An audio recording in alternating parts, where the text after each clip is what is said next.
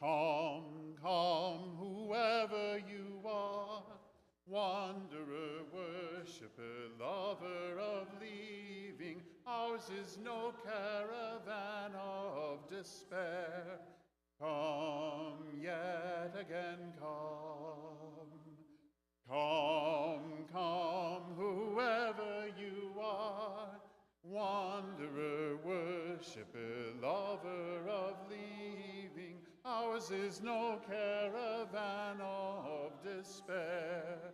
Come, yet again come.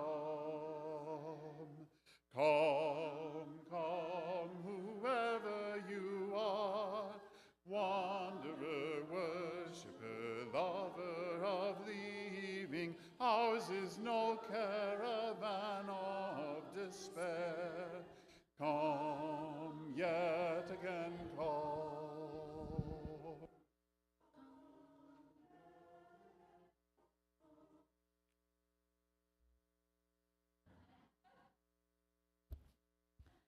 Good morning, and welcome to the Unitarian Universalist Congregation of Cleveland. My name is Margaret Nash. My pronouns are she, her, and I'm happy to be the worship associate this morning. We acknowledge that we are gathering on the original lands of the Erie and of the Haudenosaunee and Anishinaabe peoples, also known as the Three Fires Council. We recognize the need to learn more about these complex and sometimes painful histories, to care for the land we inhabit, and to show respect to the diverse peoples and cultures who preceded us, as well as those who gather here now. This congregation is a place to bring your whole self, your heart and your mind. This is a place of nourishment and restoration, of learning and growth, of reflection and calls to thoughtful action. This congregation has love as a core principle. Whoever you are, whatever your beliefs, with all of your strengths, challenges, and joys, you are beloved, and we welcome you. We especially welcome any guests who are here with us for the first time, either in person or online. If you are interested in more information, please fill out one of the guest cards in the pew rack in front of you, which you can place in the offering plate when it comes around later, or visit our website at uucleveland.org. We are about to enter sacred space, so this is a time to make sure your phones and other devices are in silent mode. Our chalice lighter this morning is Jackie Zarley, the Summer Intergen Activity Director. Please join me in reading the words of our congregational covenant printed on the yellow cards in the pew racks. We cultivate trust with one another by celebrating differences, honoring boundaries, and offering compassion and care.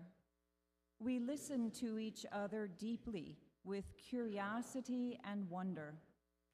We speak for ourselves without need to defend ourselves or persuade each other.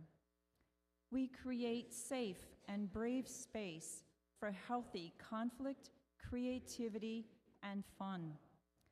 We reconcile through forgiving and making amends when we hurt one another.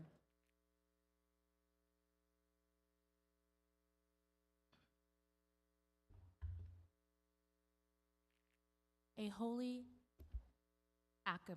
alchemy. Once upon a time, chemists believed they could transform lead into gold or death into life. We laugh, but are we not also in the business of alchemy? Turning loneliness into connection, pain into comfort, anger into solidarity, faith into action.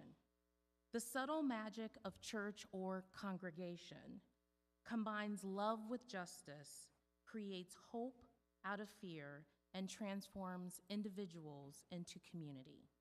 Here, we engage in a holy alchemy, finding beauty in the ordinary and life in the present. Come, let us be transformed together. If you could stand and welcome one another.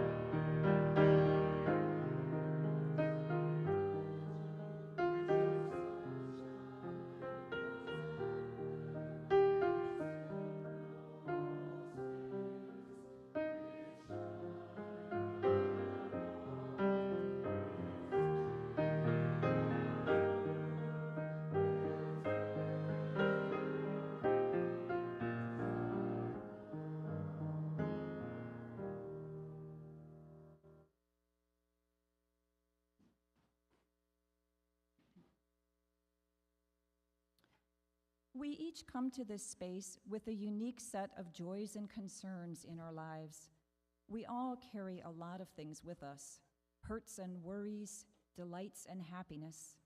It's all welcome here. Each week, we make the symbolic gesture of sharing those things by placing a stone in the water to represent what we hold in our hearts. Online participants can use the comments feature to share any joys or concerns they want people to know about. Jackie is going to place some stones, and I'm going to ask Jackie to first place a stone for Joyce Brabner. I'm not sure if it's Brabner or Brabner. Some of you will know her.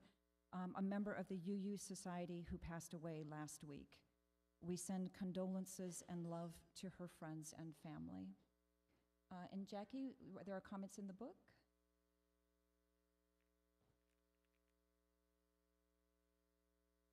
Just one, from Frank Swinehart. I'm having a stone placed for gratitude, sadness, and joy. This fellowship has been my home for the last 24 years. 20, what? Okay, sorry. And for that, I thank you. Namaste. And now I'll invite people to come forward and place a stone in the water for any joys or concerns you want to acknowledge. And if you aren't coming forward, you can use this time for centering, enjoying the beautiful music, and sending love and care to the people who are coming forward.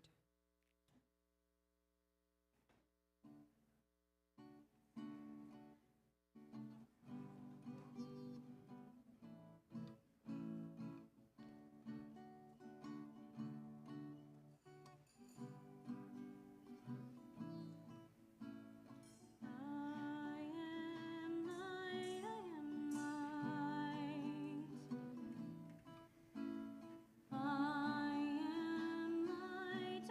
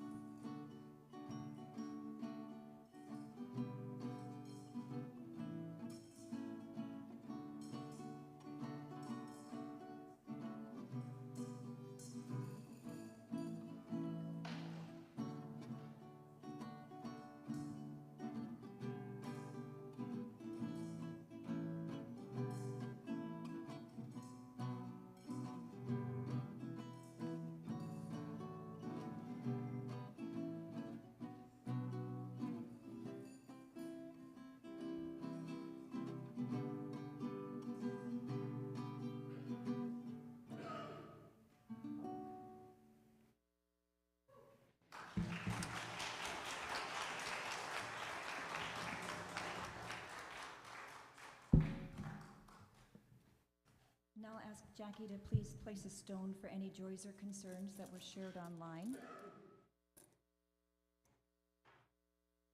And then one final stone for all the joys or concerns, spoken or unspoken, that we carry in our hearts. In the sharing of our burdens, may they be lightened, and in the sharing of our joys, may they be magnified.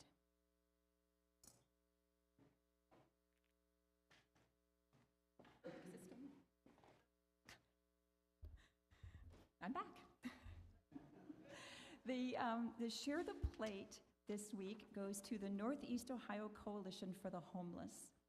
This coalition provides trauma-informed care to people suffering from homelessness and advocates for the right of unhoused people to use public spaces and to access safe and affordable housing. Kim Goodman walked into the coalition office when she was 19 years old, having lived on the street for several years after leaving her abusive home. Through the coalition, she learned entrepreneurial skills, and you might see her selling her jewelry at Cavs and Browns games. In addition, now she teaches life skills to others. When asked what people can do to help, Kim said that donations are great, and please give generously. And most important, she asks that we all simply acknowledge their existence. Please place your offering, cash or check made payable to UUCC, in the collection plate as it is passed. You can also contribute via Cash App to $UUCC 44122. Please use the memo line to indicate today's date and our plate recipient, NEOCH.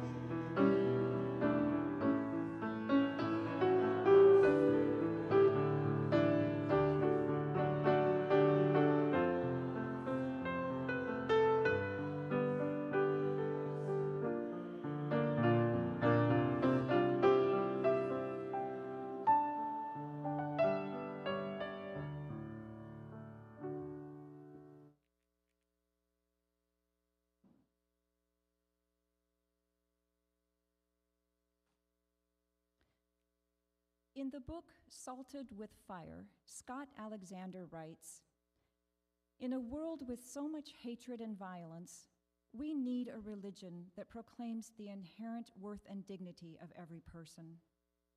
In a world with so much brutality and fear, we need a religion that seeks justice, equity, and compassion in human relations, and that encourages us in our spiritual growth.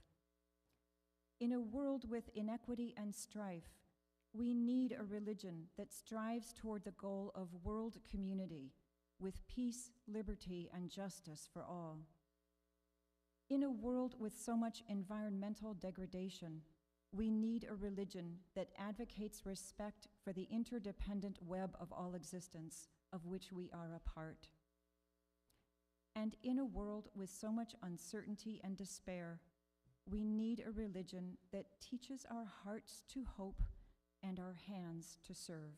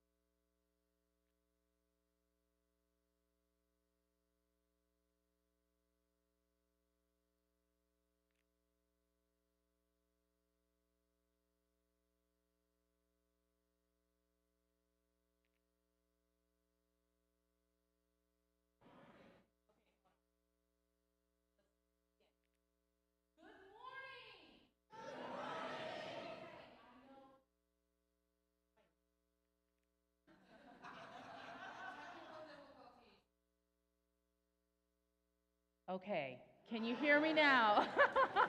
and they said, let there be sound, and there was sound.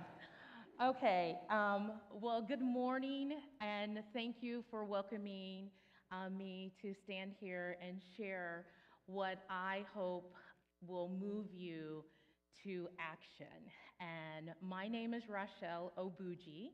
Some of you know me, and I am a congregant here at Unitarian Universalist Congregation of Cleveland. I've been a member here for almost 9 years is when I discovered Unitarian Universalist, and this is my home.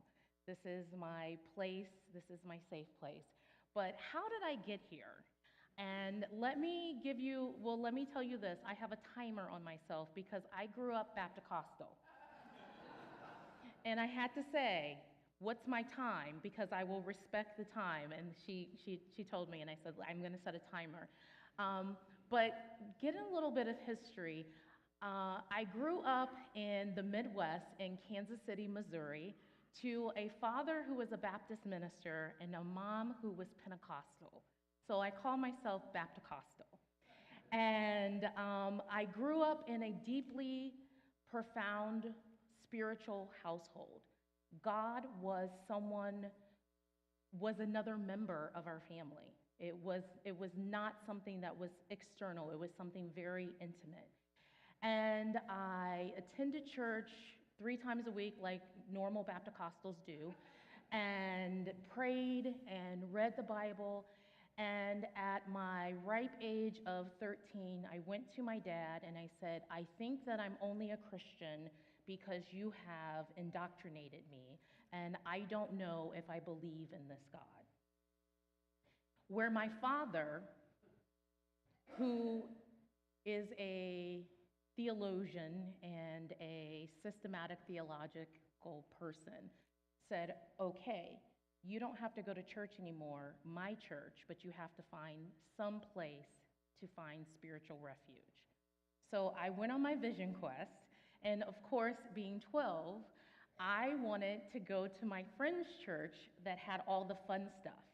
And so I thought I was Catholic because church was only an hour.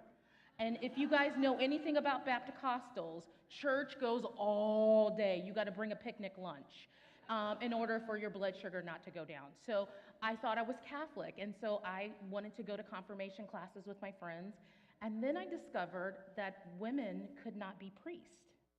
And I was astonished. You mean I cannot be a priest? And then I found out all the other regulations, and I said, I don't want to be a priest. But the other thing was, I just felt like women weren't uplifted. And for any of you Catholics out there, I'm not putting down anything or anything. It's just that there was something there that I could not attain to. And that really questioned me, because I'm thinking, if God is who everyone says he is, or they are, or it is, or whatever, then there can't be these restrictions. And so I spent a latter part of my youth just being, as I called, a proselytizing atheist in my heart. And then I decided to go and attend DePaul University in Chicago, which I did not know was a Catholic university. And I went there, and in urban politics class, I met Tracy Riley. And Tracy Riley, to this day, is a very good friend. And she was like, we're getting ready to start this gospel choir. And I was like, I'm in, because I just wanted to make friends. And they're like, do you know how to sing? And I'm like, I'm a strong chorus member. And I said, but I know how to organize. I am a leader, and I did this stuff in high school, but I know how to organize, so I'll be the president, and I'll help organize. And we started the ensemble of 7 gospel choir, and I told them, they're like, your dad's a pastor, you don't know any of these gospel songs? And I said, no, I listen to AC/DC and Guns N' Roses. And they all obviously thought I was crazy. And I said, but I'm willing to learn. So that was the first thing. I had a willingness to learn and to expand beyond what I knew. There was some curiosity, and people were willing to share what they believed with me, and it helped me come to an understanding of what I didn't believe and what I did believe. And so we started this little gospel choir, which 30 years later is now the largest Christian, multicultural, and organization on campus. We have people of all different walks of life who are a part of this choir, whether you're gay, straight, whether you're Christian, Jewish, Muslim, it doesn't matter, you're a part of it. And I didn't know back then what the universe was headed me towards. And so I rediscovered my Christian faith from a different perspective with other people. And even more so, I grew to know that there was something definitely outside of me, some power, some current, something there. I didn't know what it was, but I knew there was something there. And went through life, was successful, got married, started my own marketing public relations company, and life was great. We were the Huxtables. If you know the Huxtables, we're not going to go into the politics of Cosby, but we're going to respect the work, and we were the Huxtables on the outside. But on the inside, we were actually Roseanne. And I was facing domestic violence. And so I always tell people that don't worry about what it looks like on the outside and how successful and PhD and money. There's pain. And then I had a life-altering event. On December 1st, 2007, I lost my 3 daughters in a house fire. My 6-year-old Imose, my 14-month-old Anya, and my 2-year-old Chica. So in one day, I went from having it all to having nothing. I was a National Merit finalist.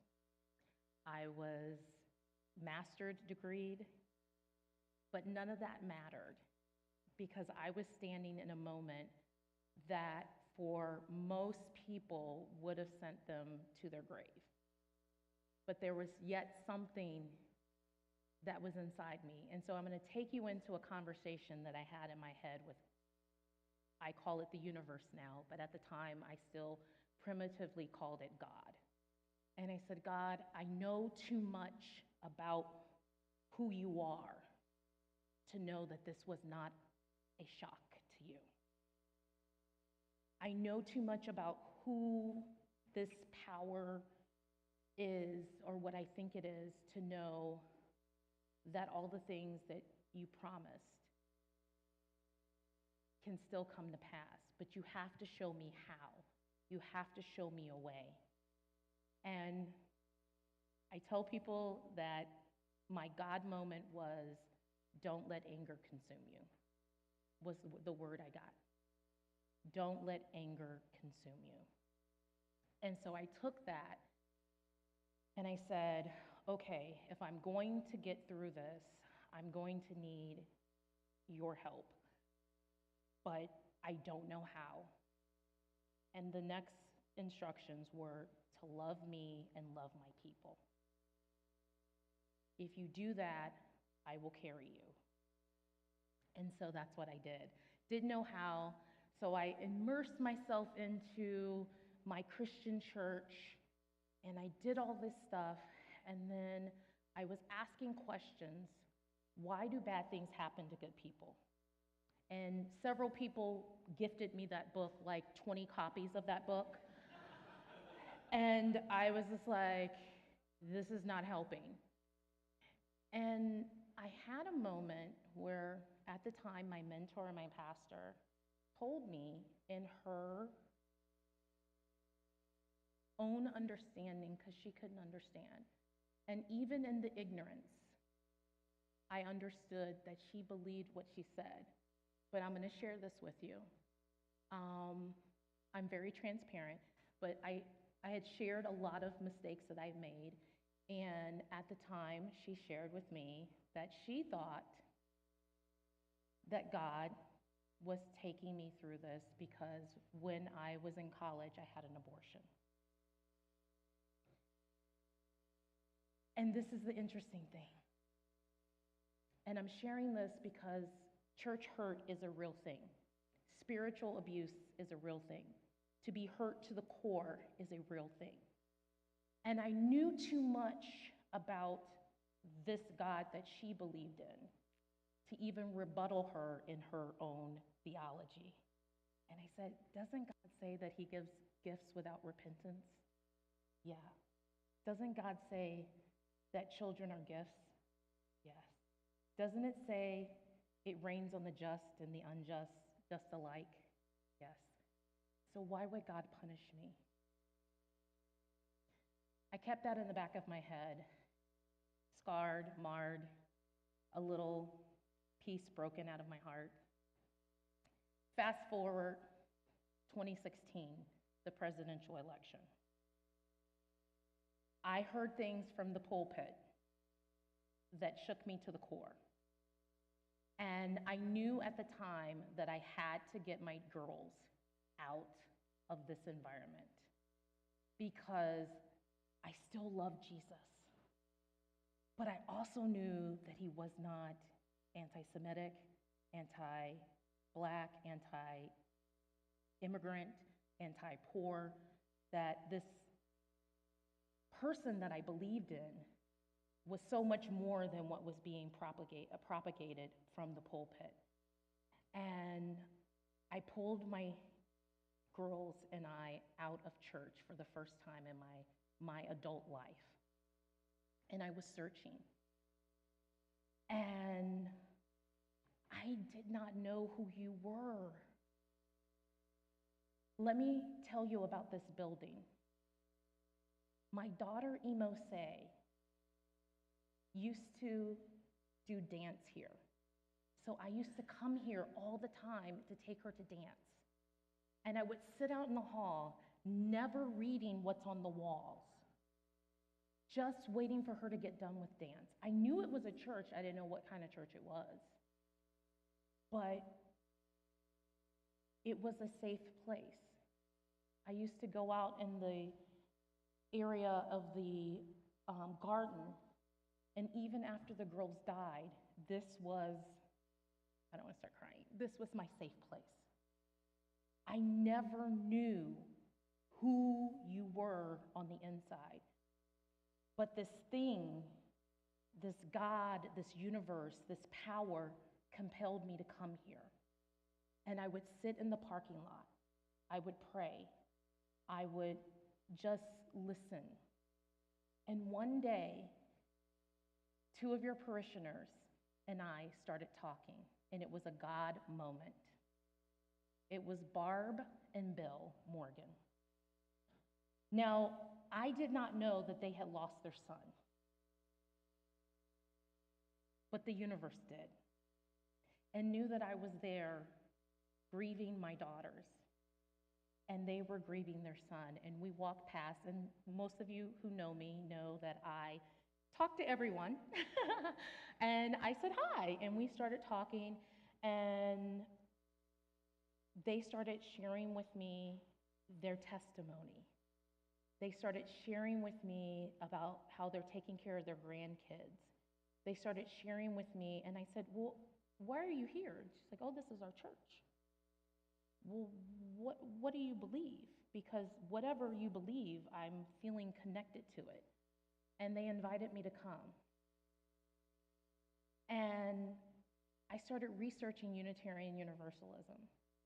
And I found out that my hero, Martin Luther King, literally would have converted to Unitarian Universalism if he felt the Black community would have accepted that. And I knew at that moment, this was my home. And I was terrified, because how about if this place ended up being like the many other places that I called home, and I got rejected? Or I shared my ideology and they said, oh no, we don't believe that here. Can I be myself in this space? And can I be authentically who I am in this space? And will I be accepted? Well, I want to give you guys a round of applause, because I was, and I am, and this is my home. And so when I was asked to speak, and I said, I want to say I'm an evangelist. And I said, I know that's a little cheeky, and I know my Unitarians are going to think, what is she going to talk about? But I want to talk to you about sharing this good news. Because people like me are still out there, and they need a safe, bold, brave space to come worship, to belong, to be in congregation and community with other loving people seeking to find a space to belong. And what I found out by being here for 9 years is that we don't talk about our faith. We don't talk, and I'm not talking about our individual ideology about what we believe individually. I'm talking about collectively as a UU, 7 or 8 principles, whatever you aspire to. We don't talk about that. Why? Why are we so selfish when there are hurting people out there who are being abandoned by their faith and by their religion and by their congregations because they're gay, because they're trans, because they're Republican, because they're Democrat, because they're rich, because they're poor, because they're Black, because they're white, whatever. And we have an answer for them right here. So I say this to say that I'm going to teach you how to share your faith, how to share about Unitarian Universalism. And the first thing is be authentic. Keep it simple. Who you are is largely because of what you believe. Who you are is largely because of the community that you surround yourself with. And one of the things that we learned through COVID is that community is not a luxury, it is a necessity. There are people out there who are alone in their rooms at home. They don't know how to connect with other people because there's so much evil in the world. There's just a lot of people taking advantage of people.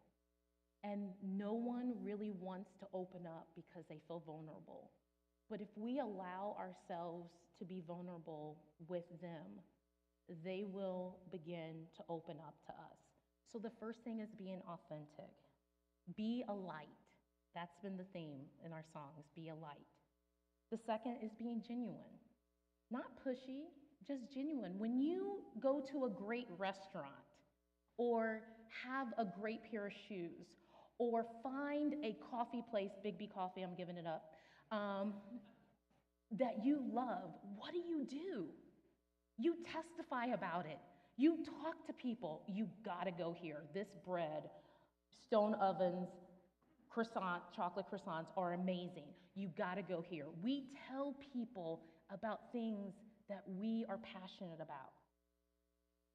Are we passionate about telling people about what we believe and who we are as Unitarian Universalist Congregation of Cleveland?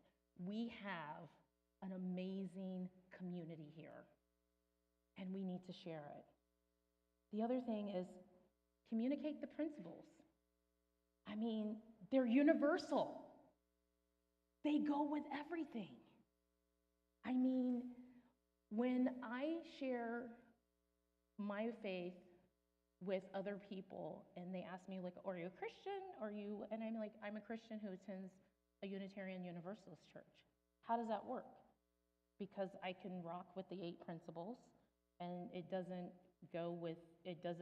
refute anything I believe in. And they're like, and so you go to church with atheists? Absolutely. Absolutely. And some of my most wonderful people that are here are atheists. And they respect, and I have never tried to convert them to being anything other. And they have not laughed at me because I believe in a universal spirit, God, universe, love. I always say a rose is any other thing. You can call it, it's still a rose. And so it's this power. No one makes fun of me. And I said, and I have a community. And then the other thing is extending an invitation. That's probably the hardest, the ask, is just saying, you know what, if you're ever interested, you should come by. We're having this collection, by the way, I'm going to give a shout out. After church today, we're having a collection for teachers for Roosevelt, John F. K. High School, Roosevelt High School, thank you, elementary school. And so, FDR, I'm sorry, you know what, FDR. And, come. That is something that people love to help. They love to participate. And I know we've had so many of those people who've said, you need Jesus and you need this. And so we get turned off because we don't want to be those people. But we're not. We're not. We are accepting, we are beloved, we are a community that is universal in our beliefs and our ideas. And all I can tell you is the pain that I felt not being able to connect spiritually with a community of like-minded people was like a black hole in my life.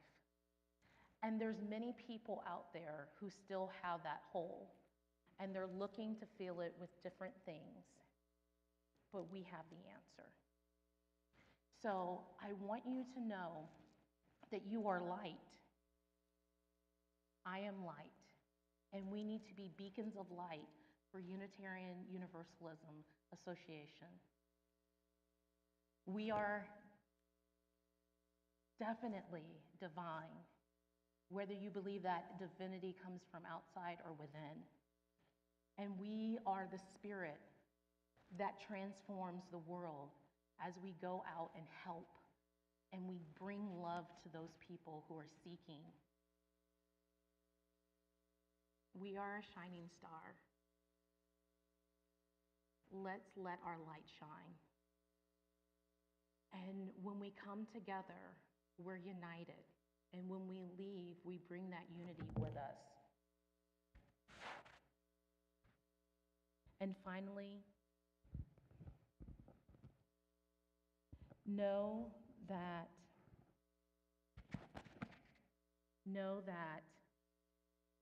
fear is something that we all have. But like my mom used to always say, do it afraid.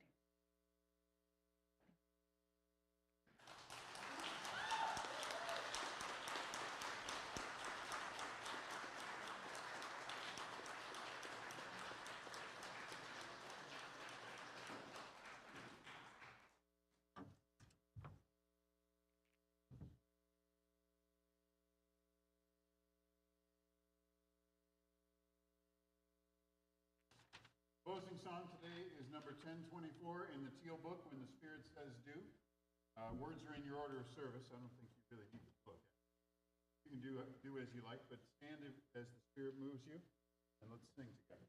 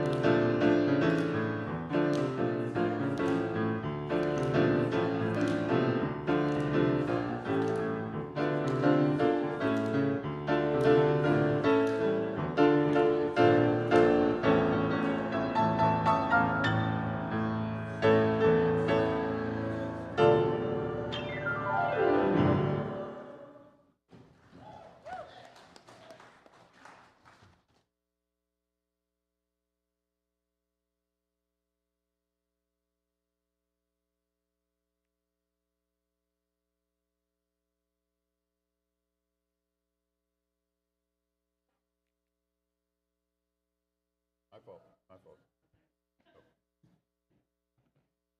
We have a calling in this world. We are called to honor diversity, to respect differences with dignity, and to challenge those who would forbid it. We are a people with a wide path. Let us be wide in our affection and go out and share the good news and go on our way in peace. Amen. Do we go out? Wow. Take a deep breath, everybody. And then please join me in the reading for extinguishing the chalice, which is printed on the yellow cards in the pew racks. We extinguish this flame, but not the light of truth, the warmth of community, or the fire of commitment. These we carry in our hearts until we are together again.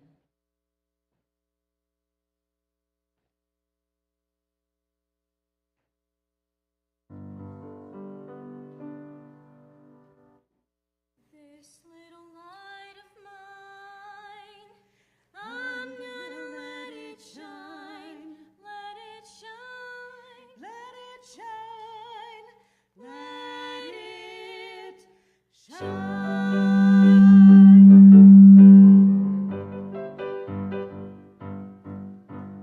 This little light of mine, I'm gonna let it shine. This little light of mine, I'm gonna let it shine. This little light of mine, I'm gonna let it shine. Let it shine, let it shine, let it shine.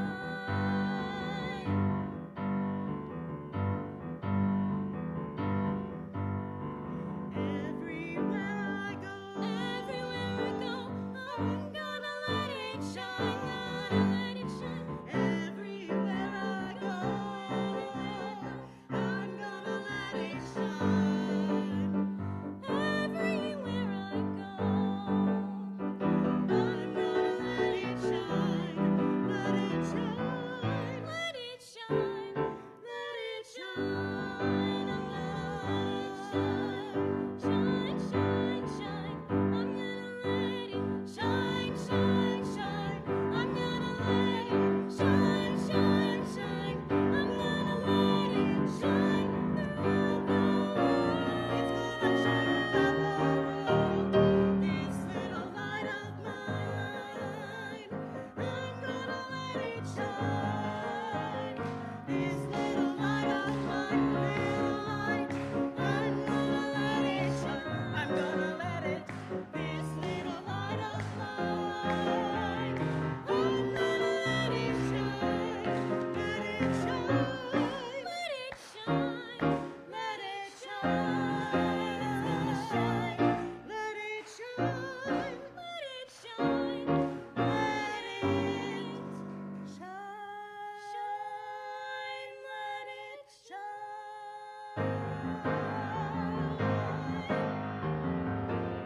Let it shine. Woo!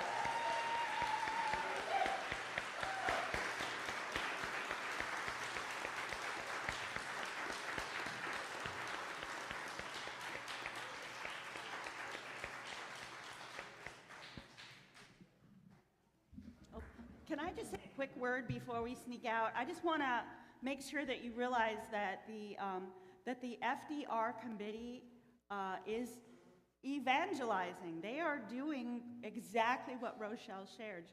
They are out there. They are helping the kids at that school, and those kids often don't go to school because they don't have clothes to wear, because they don't have food. And so the work that the FDR, can you all stand up, Yes, members yes, of the yes, FDR? yes. This is the Franklin Delano Roosevelt. Thank you so much. And what we're doing this afternoon is we are putting together teacher boxes.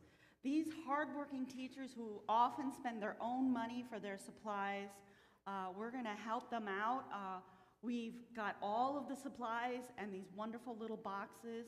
And if you would all come down, and on our intergen activity today is that we are going to stuff those boxes and get them to those teachers so that they have the supplies that they need to start their year.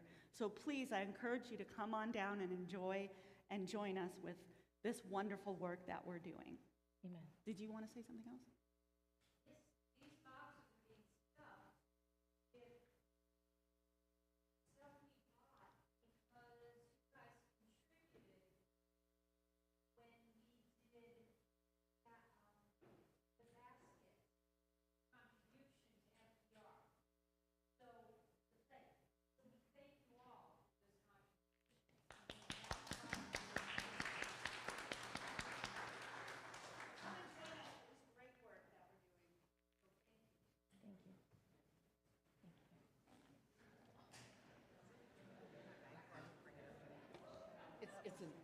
Thank you.